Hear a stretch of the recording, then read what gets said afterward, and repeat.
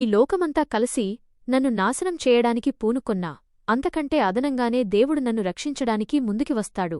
ఇది కేవలం ఒక వ్యక్తి మాట కాదు, ఇది ప్రతి విశ్వాసికి ఉండవలసిన నిశ్చయత.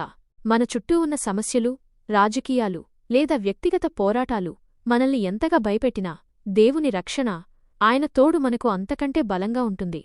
ఆయన మన పక్షమైతే మనకు వ్యతిరేకంగా ఎవరు నిలబడగలరు? నేటి ఒత్తిడితో కూడిన సమాజంలో ఈ నిబ్బరం, ఈ విశ్వాసం మనకు ఎంతో అవసరం. మన పనులకు, మన నమ్మకాలకు దేవుడు తోడుంటాడనే ధైర్యాన్ని మనం కలిగి ఉండాలి. నిశ్చయతతో జీవించుట. దేవునిపై విశ్వాసమంటే ఆయన మన అవసరాలను తీరుస్తాడనే నిశ్చయతతో జీవించడం. దేవుడు గడ్డి మొక్కలను సుందరమైన పూలతో అలంకరిస్తాడు. ఆకాశపక్షులకు ఆహారం అందిస్తాడు.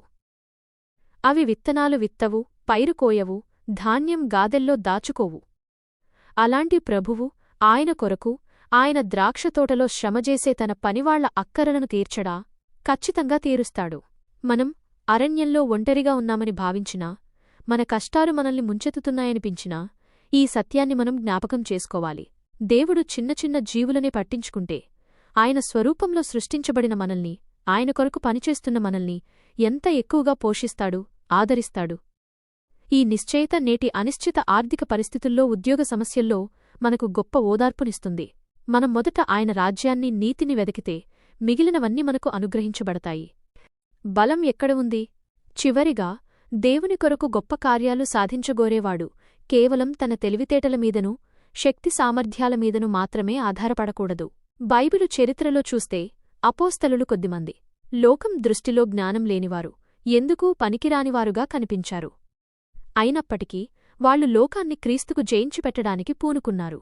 శిలువతో ఈ లోకపు రాజులను, జ్ఞానులను జయించడానికి బూనుకున్నారు. ఎలా సాధ్యమైంది?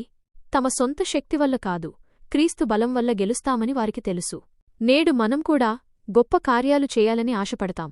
కాని ఆ గొప్పతనం మన చదువుల్లోనో, హోదాలోనో లేదా మన బ్యాంకు బ్యాలెన్స్లోనో లేదు. అది దేవునిపై మనకున్న విశ్వాసం, ఆయన శక్తిపై మనకున్న ఆధారపడటంలో ఉంది. మనకు బలహీనత ఉన్నచోటే దేవుని బలం పరిపూర్ణమవుతుందని మనకు తెలుసు.